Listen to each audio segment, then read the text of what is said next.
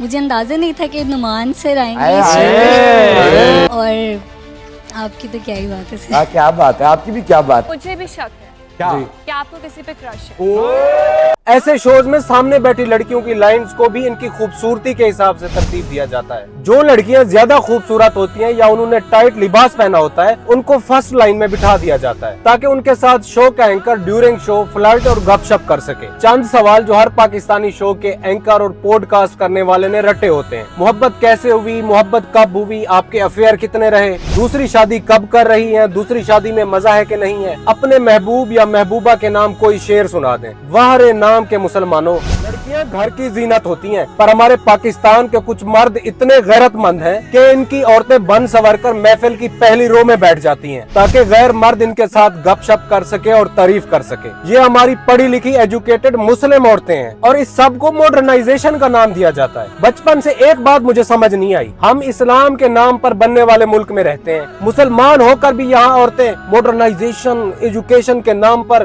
बेहयाई में काफरों से भी आगे निकल गई हैं। वाह, कैसे मुसलमान मर्द होंगे जिनकी बीवी बेटियां ऐसे शोज की पहली रो की जीनत बनती हैं। औरत पर्दे और घर में ही प्यारी लगती है और ये मेरे अल्लाह का हुक्म है। जब आप अल्लाह का हुक्म नहीं मानेंगे तो आने वाले वक्तों में नताइज बहुत भयानक होंगे। अपनी कीमती राय का कमेंट सेक्शन में इजहार जरूर कीजिएगा। That's it.